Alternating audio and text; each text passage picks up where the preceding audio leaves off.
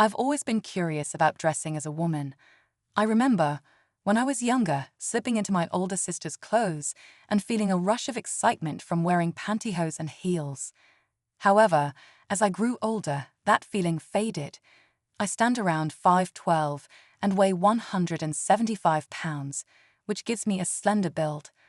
My features have always been quite feminine, and with a right wig and a few eyebrow tweaks, I could easily pass as a woman.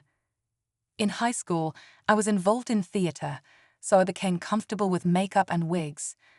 I'd also worn my sister's heels before, so walking in them didn't concern me. Just a few laps around the house and I'd have it down. As for concealing my male parts, some control-top pantyhose would take care of that, since my masculine charms weren't particularly large. I often fantasized about dressing up again, even browsing online stores to find the perfect heels, dresses, and wigs in my size. These thoughts lingered for quite some time. After getting married, I kept this side of myself hidden, but over time, the urge to dress as a woman grew stronger. I started dressing up occasionally, though it never felt quite right since I wasn't fully committed to transforming from head to toe. One day, my wife, Ruth, mentioned that she would be traveling to Boston for a business trip and would be gone for an entire week. While I tried to sound disappointed, inside, I was already planning my transformation. I knew I'd order the dresses, wigs, and heels and live as a woman for the week she was away. She was leaving on a Monday and returning the following Monday. She even asked if I could take a few days off and join her on the trip, but I quickly came up with an excuse about an important client being in town that week. Though she seemed a bit let down, she didn't bring it up again. I opened a new credit card solely in my name and started ordering everything I needed. I picked up size 12 black pumps with 3-inch heels, a couple of pairs of control-top pantyhose, black and white sheer stockings, 2 knee-length black dresses, a blonde wig, and some jewelry. To complete the look, I also bought breast fillers and corset tops. The corset would help shape my upper body, and the breast fillers, in a C-cup one size bigger than my wife's, would give me a more feminine silhouette. I arranged for everything to arrive on the Monday Ruth was leaving.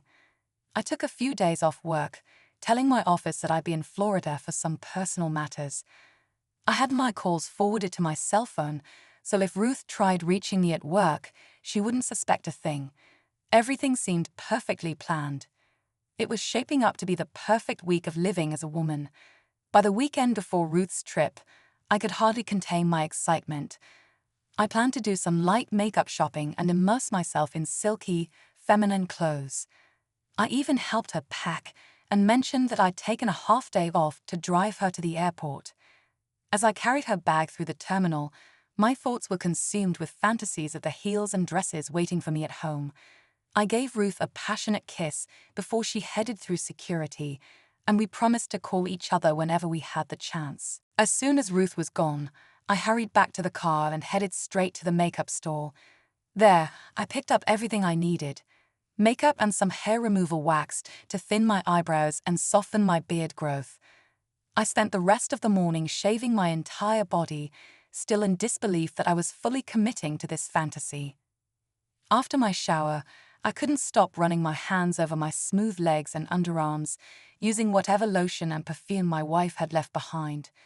Next came my eyebrows. Using the wax, I carefully and painfully shaped them into a more feminine arch. When I stepped back to look at my reflection, I almost didn't recognize myself. My eyes had taken on a more feminine look, and I couldn't help but smile at the transformation, even before applying any makeup. Just as I was feeling proud of my new appearance, the doorbell rang.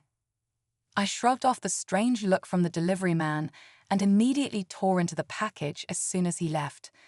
My excitement was barely contained as I pulled out the black heels and dresses. The first thing I did was slip on the tan control-top hose. The sensation of the pantyhose gliding up my newly smooth, hairless legs was absolutely exhilarating. I had to focus to keep my excitement in check. Next, I wrapped the corset around my body, pulling it tight. The breast inserts fit perfectly into the cups, and as I adjusted everything into place, I felt an undeniable sense of femininity. Looking down, I was amazed at how my body was transforming into something so alluring. Then came the blonde wig, which fell just to my shoulders. I quickly positioned it on my head, not bothering too much with styling, as I didn't think I had the patience for that yet. Finally, I stood back and looked at myself in the mirror. The sight of my transformed body stirred something inside me, and I felt my manhood start to react. I could barely recognize myself in the mirror. With just a touch of makeup, I doubted anyone could mistake me for a man in drag. I looked that convincing. Turning from side to side, I ran my hands over my flat stomach and smooth legs, savoring the transformation. My hands trembled slightly as I applied the makeup. A bit of blush, some lipstick, and eyeliner, and I could feel myself becoming more and more womanly. When the makeup was done, I resisted the urge to dwell too long on my reflection and slipped carefully into one of the black dresses I'd ordered. The dress fit like a second skin, hugging my bust and hips perfectly. I was amazed by how it shaped my body. It was nothing like the ill-fitting dresses I'd borrowed from my sister in the past, and Ruth's clothes were too tight to even consider. This was the first time I wore something truly designed for my shape. The black dress had thin spaghetti straps, fell just to my knees, and featured a delicate white lace trim at both the neckline and hem. A slim belt cinched at the waist, accentuating my figure. I had never felt so feminine, so in tune with this side of myself. I carefully pulled out the black sheer stockings I had ordered and slipped them on over the tan hose, feeling the layers of silky fabric glide smoothly up my legs. Sitting on the bed, I attached the stockings to the garter straps on the corset, the sound of the snaps clicking into place adding to my excitement. I caught a glimpse of myself in the mirror, and once again I could hardly believe the woman looking back was me. I stood in front of the full-length mirror, leaning slightly forward to admire the cleavage the corset had created. It was a natural, feminine shape, more than I could have ever imagined. To a passing glance, I looked like a tall, athletic blonde woman with long, elegant legs and a subtle hourglass figure. My reflection was mesmerizing. But then I felt a familiar tension building. My arousal became obvious through the pantyhose, a clear outline surfacing at my crotch. Trying to stay focused and composed, I shifted my attention to practicing how to move gracefully in the dress. I practiced walking, sitting, and standing up with poise, attempting to adopt the feminine mannerisms I so deeply craved to embody. The thrill of my transformation continued to pulse within me, but I tried to maintain control, savoring every moment. I was surprised at how naturally I picked up the mannerisms of sitting up straight and keeping my knees together like a woman. Even standing and sitting down gracefully became second nature. I also worked on my voice, which wasn't too difficult. I'd been mistaken for a woman over the phone before, so I knew I had the potential. I practiced in the bathroom, using the echo to help me refine the pitch and tone, then decided to test it out in real time. I called a few friends, pretending to be a telemarketer, and to my surprise, I tricked one of Ruth's friends. I even flirted with him a little, shocked at how easy it felt to slip into that role. Feeling confident about both my appearance and my new voice, I finally mustered up the courage to take my transformation outside. After dark, I slipped out of the house and into Ruth's little convertible, feeling the rush of excitement as I ventured into the world. I packed one of Ruth's purses, making sure to include all the essentials: makeup, my phone, even a few tampons for authenticity's sake. To ensure my secret remained hidden, I slipped on a pair of black panties over the hose, giving me a little extra security that my little member wouldn't make an unwelcome appearance. Driving downtown, the night air against my smooth skin, I felt liberated, nervous, and completely alive. I was no longer just pretending. I was living this fantasy, if only for a fleeting moment. I gave my makeup one last touch-up, checking my reflection in the full-length mirror. The woman staring back at me was far more convincing than I ever expected. The finishing touch was tying one of Ruth's scarves around my neck, and I adorned myself with some of her jewelry. My heart raced, both from excitement and nerves, as the sound of my heels echoed on the garage floor. I unlocked Ruth's red convertible, feeling the thrill of this next step. Getting into the driver's seat, however, proved to be quite the challenge. My first attempt was far from graceful, definitely not ladylike. I moved the seat back and made adjustments to fit my taller frame, then spent the next half hour practicing how to enter and exit the small car with elegance. I was determined to get it right, though I still wasn't sure I had mastered it perfectly. Each time I stepped in and out, I tried to channel the movements of a woman, reminding myself to be fluid, delicate, and graceful. To help my mind fully embrace this new persona, I began imagining that I had always been a beautiful woman, moving and reacting naturally in every situation. Slowly, it began to feel less forced, and I started to slip deeper into the role, letting go of the lingering awkwardness. With a deep breath, I was ready to take this version of me out into the world. Sitting in the driver's seat, I reminded myself not to act too stiff or muscular. There was no need for that. The real challenge, though, was getting used to the heels with the pedals. After a few awkward moments, I figured I was as comfortable as I was going to get. With a deep breath, I turned the ignition, the car roaring to life. I pulled out of the garage and onto the quiet street. My heart raced as I drove through the neighborhood, anxious about anyone catching a glimpse of a mysterious woman driving my wife's car. The further I got, the more my nerves began to settle, especially once I hit the interstate. Driving in heels was becoming easier by the mile, and I started to enjoy the experience. I had no real destination in mind. Just being out on the road as a woman for the first time felt exhilarating. I thought, perhaps tonight, I'd simply drive around and savor the freedom. As I approached a stoplight, I slowed to a halt. A car pulled up beside me, and out of habit, I turned to look. My stomach dropped when I saw who it was, one of Ruth's friends. My face turned pale as the realization set in. She recognized Ruth's car, and without hesitation, she rolled down her window to talk. Panic surged through me as I fumbled to find the window button. What was I going to say? How would I explain myself? I swallowed hard, my mind racing for a response as I forced myself to look calm. Teresa, of all people, had to be the one to spot me. She was always the wild, confident one among Ruth's friends, a petite redhead with a tight, curvy figure that seemed almost out of proportion with her large chest.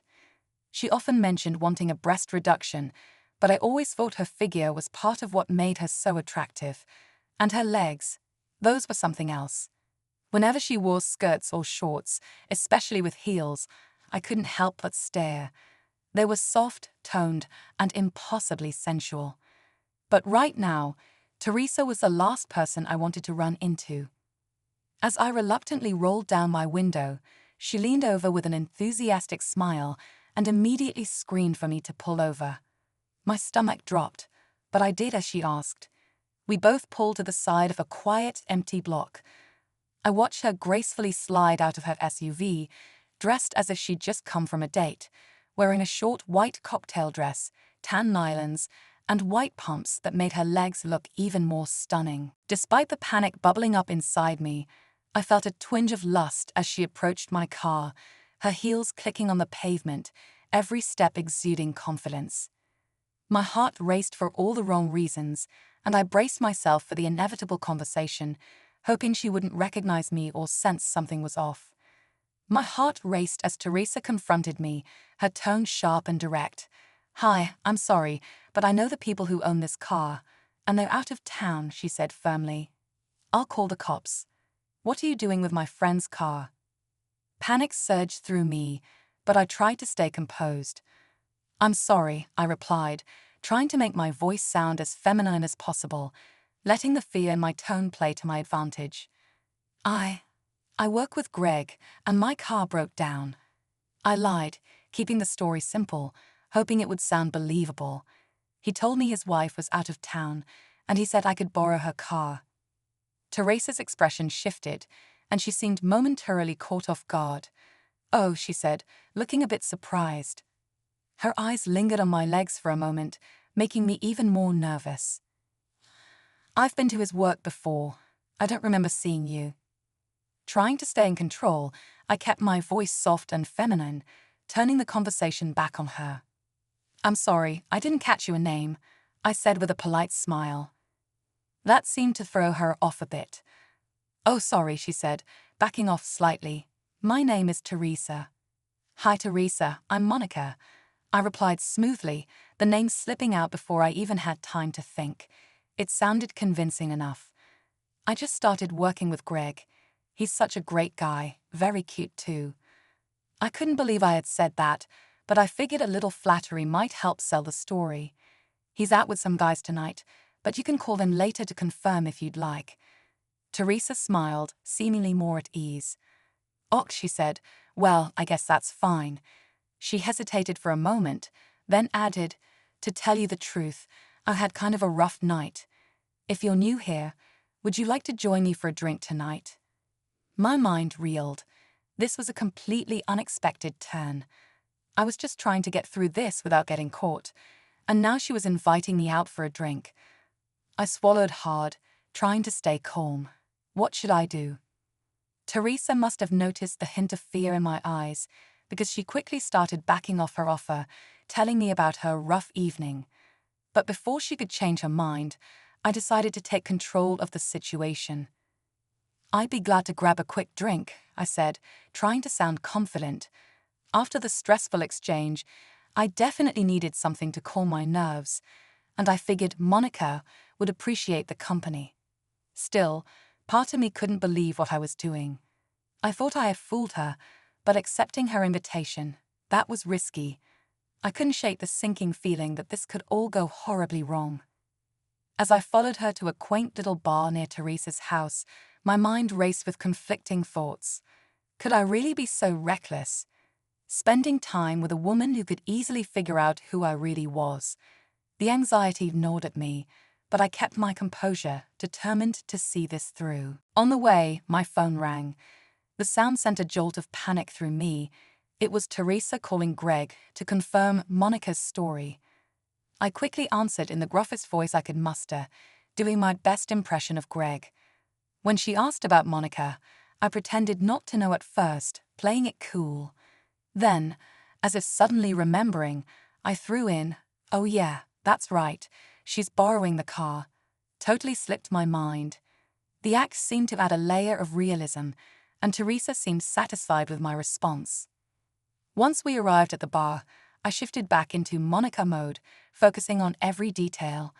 I practiced getting out of the car smoothly, making sure to retrieve my purse, and reminding myself to move with grace. The sensation of the hose on my legs threatened to distract me, but I tried to ignore it, concentrating on my movements. I couldn't let my body betray me, especially not now. As we entered the bar, the low hum of conversation and the dim lighting made the space feel surprisingly intimate. I knew this was going to be a delicate balancing act, but for now, Monica was out in the world, and I was ready to play the part.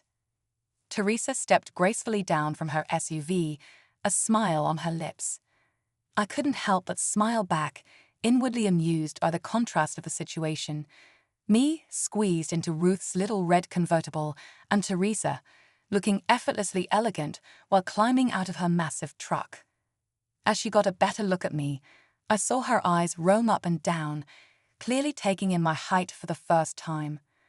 I felt her gaze searching for any cracks in my disguise, and I instantly became self-conscious. As we walked into the smoky bar, I tried to make myself as inconspicuous as possible. The room was dimly lit, filled with the low murmur of conversations and clinking glasses. With no open tables available, we found a corner booth and slid in. Teresa chose to sit uncomfortably close to me, her presence both intimidating and strangely thrilling. At one point, as we settled in, our nylon-clad legs brushed against each other. I felt a jolt, a mix of panic and something else, and quickly withdrew my leg. I offered her a nervous smile, and to my relief, she did the same, as if dismissing the brief contact as nothing. My mind was racing. I knew I couldn't just order a beer and risk breaking character. When the waitress approached, I felt a wave of panic surge through me. I wasn't sure what a woman like Monica would order, and I didn't want to blow my cover by making the wrong choice. Desperate for a moment to think, I quickly grabbed the small drink menu on the table and gestured to the waitress to ask Teresa first. Teresa confidently ordered a dirty martini, and without hesitation, I echoed her choice. "I'll have the same," I said, trying to keep my voice light and feminine. Inwardly, I cringed. I hated martinis. But in that moment, it seemed like the kind of drink that would suit the character I was trying so hard to be.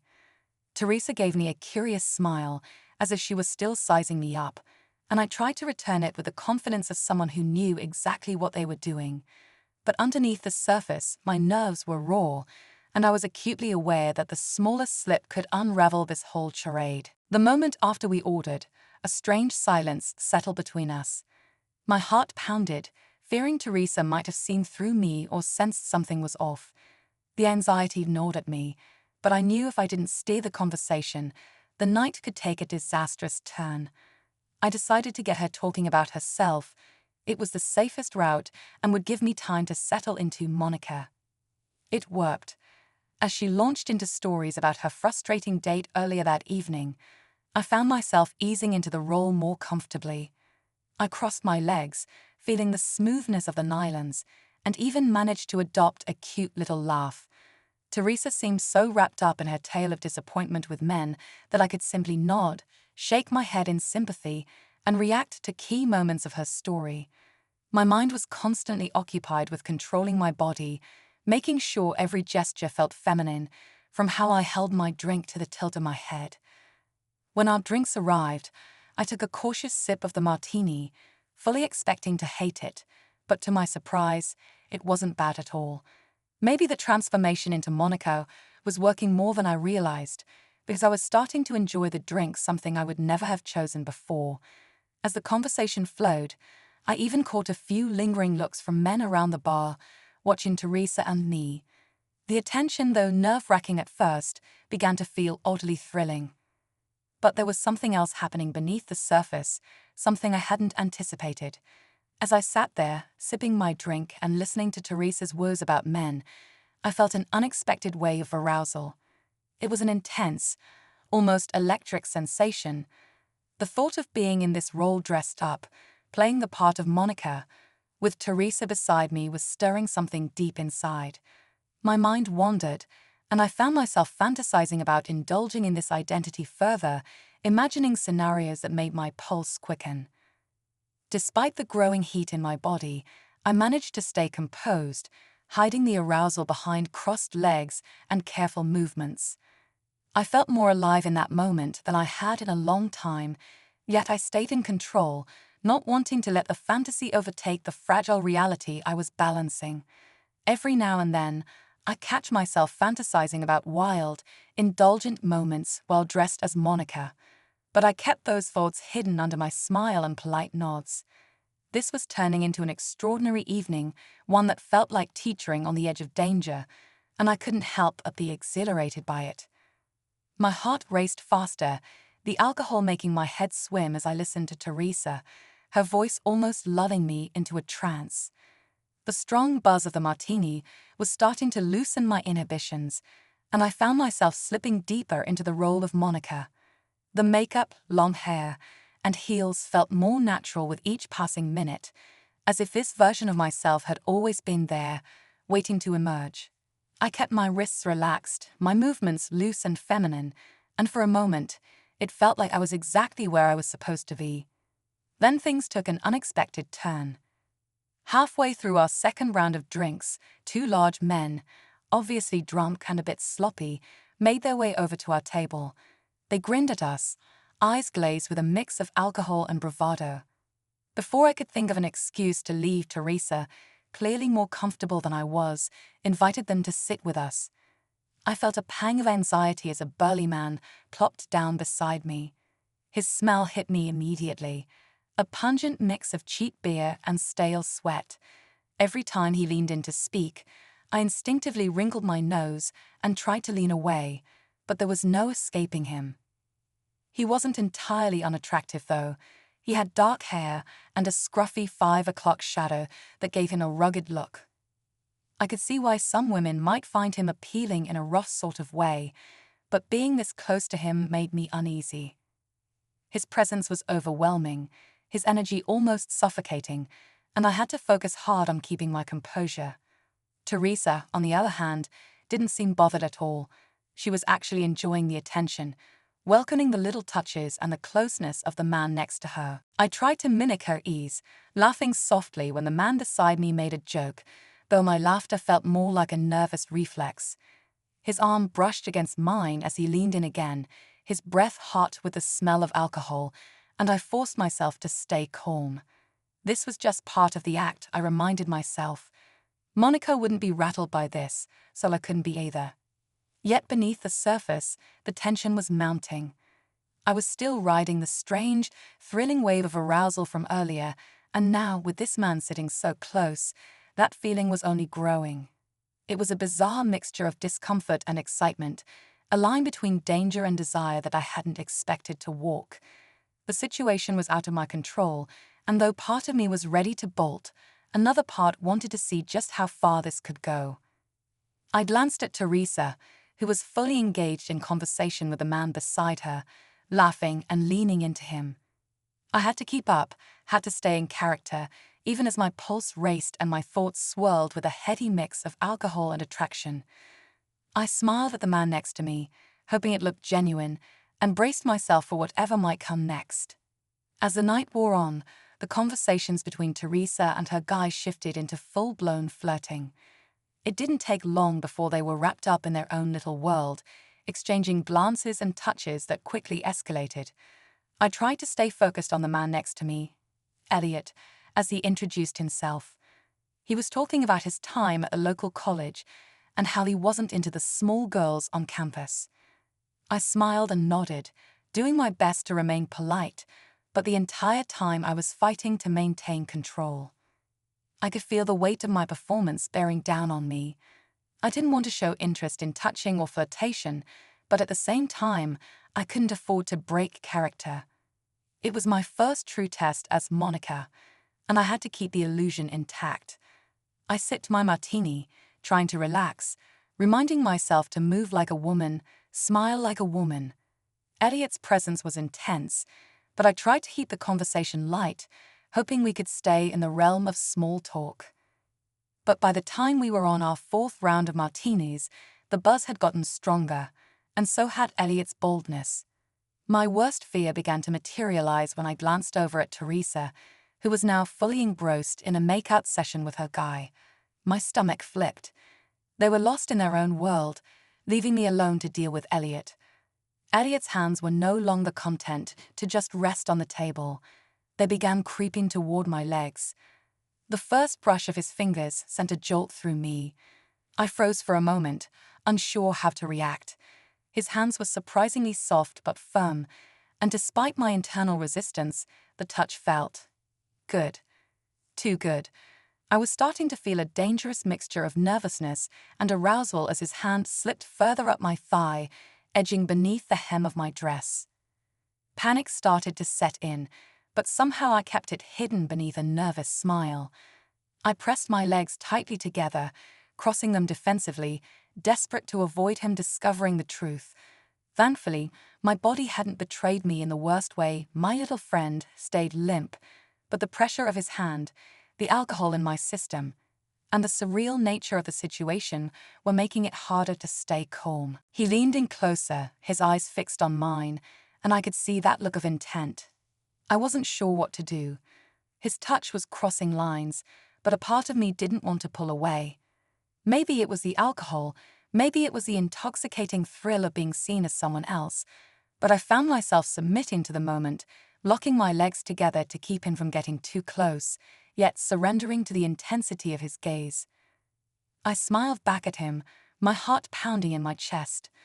Monica was still in control barely, but I knew the night was teetering on a dangerous edge, and I wasn't sure how much longer I could hold on. The evening had taken a turn I never expected. At first, I was just playing the part, keeping up the charade for the sake of staying in character, but as Elliot's hands explored my legs, something shifted. I found myself returning his flirtations, letting my guard down bit by bit. Teresa was fully wrapped up with her guy now, practically ignoring me, and as Elliot's attention grew, so did the strange, thrilling warmth inside me. His touch became more insistent, but as long as his hands stayed away from my most vulnerable area, I felt myself welcoming the attention.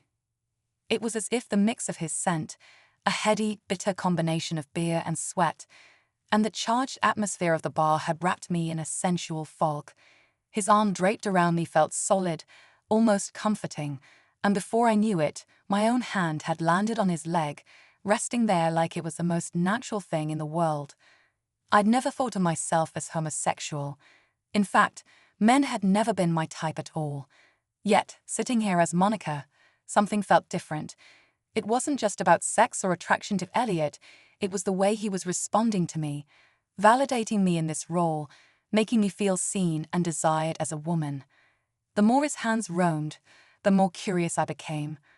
I wanted to know if I was turning him on, if I had this power over him, and that curiosity was intoxicating. When he leaned in, his face inches from mine, my heart skipped a beat. I felt an overwhelming urge, something primal, to kiss him. My mind was racing, a swirl of confusion and arousal, but when his lips finally pressed against mine, all thought dissolved into sensation. His kiss was sloppy and uncoordinated, far from perfect, but I found myself kissing him back anyway, caught in the intensity of the moment. There was something raw and exhilarating about it, something that made me forget who I was supposed to be underneath all the makeup and the disguise. His hand slipped further up my thigh, tracing the outside of my leg and reaching around to my ass, pulling me closer to him. The pressure of his body against mine made my pulse quicken, and before I could even think it through, my hand slid to his crotch. The instant I felt him, hard and throbbing with desire, an electric thrill shot through me. It was undeniable. He was turned on, and it was because of me. The rush of power, the validation, the sheer absurdity of it all, it was incredible. For that brief moment, nothing else mattered. Not the fact that I wasn't truly a woman, not the confusion or the boundaries I was crossing. All that existed was the heat between us, the validation of being desired in a way I had never experienced before. I was Monica, and in that moment, Monica was everything I wanted to be. The moment my hand brushed against Elliot's hardness through his jeans, I was hit with a wave of unexpected sensations. Feeling the size of him, much larger than me, sent a strange mix of emotions through me: pride, excitement, and validation. It was surreal. I had never imagined that I could evoke such desire from another man, and the realization that I had, that I was womanly enough to turn him on, filled me with a heady sense of power. It was undeniable. I was aroused. For a few more seconds, we continued kissing and rubbing, the heat between us building. But then something shifted. Elliot's kissing, which had been clumsy from the start, suddenly took a turn for the worse. He did something strange with his tongue, moving it awkwardly in a way that pulled me out of the moment. The trance that the martinis had lulled me into began to fade, and reality came rushing back. I pulled away, gently but firmly. "I'm sorry," I told him, trying to muster as much grace as I could, "but I really have to be going." The look on Elliot's face was a mixture of surprise and disappointment. He looked pained, like he'd just been left hanging at the worst possible moment. I had been in his shoes before, and I knew what that felt like. Guilt washed over me for leading him on, but I couldn't stay in this moment any longer. I was on the verge of losing control, and I needed to pull myself out before things went any further. I offered him a soft smile and placed a hand on his arm. "You're a sweetheart," I said, trying to ease the blow. "And you were a great kisser, really. But I have a meeting in the morning, and I need to get some rest." It was a little white lie, but it was the easiest way out. Elliot didn't say much in response, just nodded, his face still etched with disappointment. I could feel the weight of the tension between us, the heat that had been so intense moments before now fizzling into awkwardness. But I had to leave. I had crossed a line tonight, and the clarity of that realization was starting to settle in. I gathered my things and glanced over at Teresa, who was still lost in her own world with her guy. I wasn't sure how I'd explain this to her later, but for now, I just needed to get out of the bar and clear my head. As I stood up to leave, the sudden clarity I had gained seemed to ripple through the air. Teresa, caught up in her own moment, noticed my change in demeanor. She and her guy had stopped their playful interactions, and she began gathering her things as well. The boys, still riding the buzz from the night, politely paid for our drinks, leaving me with a mix of gratitude and awkwardness. Elliot barely met my gaze as we walked toward the door. Outside, the cool night air hit me, but it didn't do much to clear the fog in my head. My mind was on a loop, replaying everything that had just happened. Elliot's touch, the kiss, the sensation of his arousal against my hand. It felt unreal, like I was watching it happen to someone else. The drinks had made me feel loose, free, but now, as sobriety slowly crept in, the cocktail of emotions was overwhelming. I was horny. Yes, my body still humming with desire, but there was also a sense of nausea creeping in, a queasiness born from the collision of excitement and confusion. Teresa must have sensed the shift in my mood. As I walked toward my little car, fumbling for my keys, she stepped in front of me and stopped me from getting inside. "Why don't you and I grab some drinks at my place?" she asked, her tone casual but with a hint of concern. Part of me wanted to say yes, to escape the confusion in my head with more alcohol and Teresa's company, but I knew I was done for the night. I had gone further than I ever thought possible, and my mind was spinning too fast to process it all.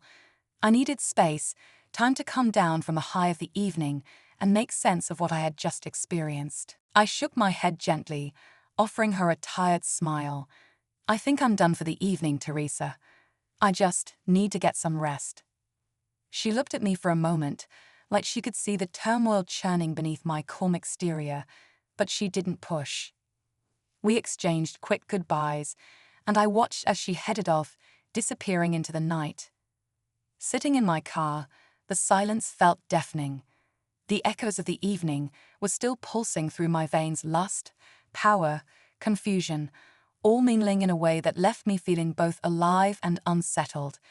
As I started the engine, I realized this was only the beginning of something I had never anticipated, a new dimension of myself that I wasn't sure how to handle. For the first time in what felt like forever, I experienced a strange sense of freedom and intoxicating release I hadn't felt in years. The kiss, the touch, the wildness of the night, it was liberating in a way I couldn't fully comprehend. Something about making out with a strange guy in a dimly lit bar, no matter how surreal, had ignited something deep inside me. The drive home passed in a blur, my head heavy with the lingering effects of alcohol and the weight of everything that had just transpired. My body felt like it had been through a battle, but a battle that left me strangely exhilarated. I parked the car in the garage, the rhythmic click of my heels echoing as I entered the house.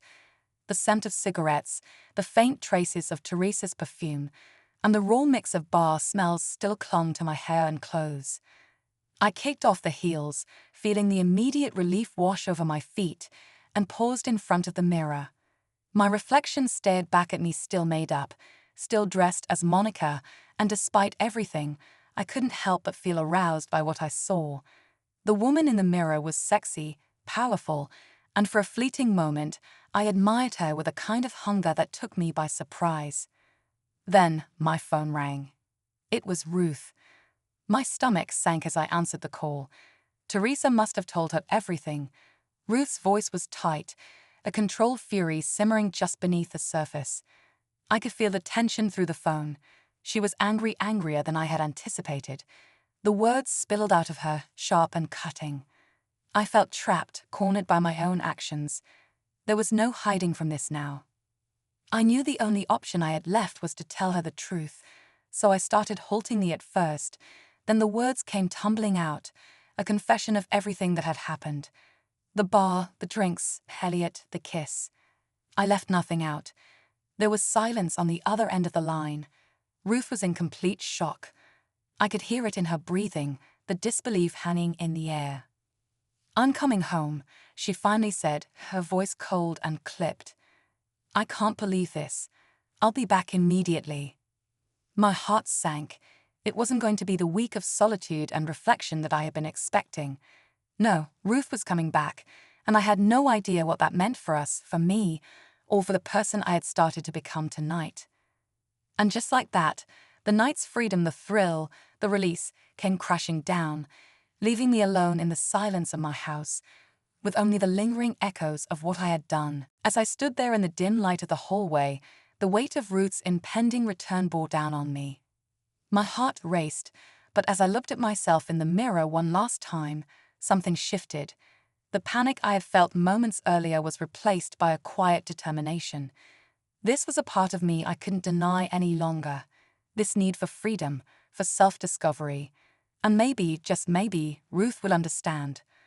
The phone call had left me shaken, but instead of wallowing in fear, I realized that honesty, raw, unfiltered truth was my only way forward. I couldn't hide behind masks anymore, whether it was Monica's makeup or the everyday facade I had worn for years. If this was going to work, if Ruth and I had any future together, it had to start with complete transparency. A few hours later, I heard the car pull into the driveway. My pulse quickened, but I stayed where I was, sitting on the couch, my nerves on edge. When Ruth walked through the door, her expression was a mix of exhaustion, confusion, and hurt. For a long moment, we simply stared at each other. Then, breaking the silence, I stood up and walked toward her, heart pounding but resolute. "I know you're upset, Ruth. I can't undo what happened tonight, but I want to explain," I began softly, my voice trembling with both fear and hope. Ruth looked at me, her eyes scanning my face, searching for something. "I just don't understand why. Why you'd go so far," she said, her voice tight with emotion. "I didn't plan for any of this," I admitted, but being Monica, pretending to be someone else, it allowed me to explore parts of myself I've been too afraid to face. "I never intended to hurt you. And tonight, it wasn't just about Elliot or the kiss. It was about me, about finding out who I am." For a moment, the room was thick with tension, but then something incredible happened. Instead of exploding in anger, Ruth's expression softened, her eyes glistening with understanding. She took a deep breath and sat down across from me. "I can't pretend I'm not hurt," she said quietly. "But if this is who you are, if you're trying to figure out who you want to be, I want to be a part of that journey. I love you, and I just need to understand." The words hit me like a wave, a flood of relief washing over me. She wasn't leaving. She wasn't running away. She was giving us a chance. I reached out, taking her hand. "I love you, Ruth, and I don't want to lose you. I'm still figuring things out, but I want to do it with you together." Ruth squeezed my hand and smiled, a real, genuine smile that made my heart lift. "We'll figure it out," she said. "Whatever it takes, but no more secrets." "No more secrets," I promised. The night stretched on, and we talked for hours about everything.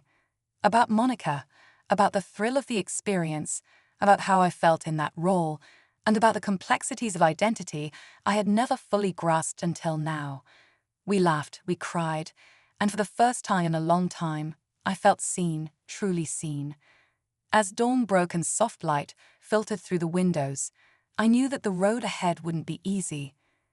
There were still many questions to answer, many conversations to have, but for the first time, I felt hopeful that Ruth and I could navigate this new chapter of our lives together, that we could redefine our relationship on our terms, with honesty and trust at the core. And as I leaned in and kissed her, a soft, tender kiss full of promise, I realized that what I had been searching for wasn't just freedom, but connection, the kind of connection I had with Ruth all along. Maybe I didn't need to pretend to be someone else to find it after all.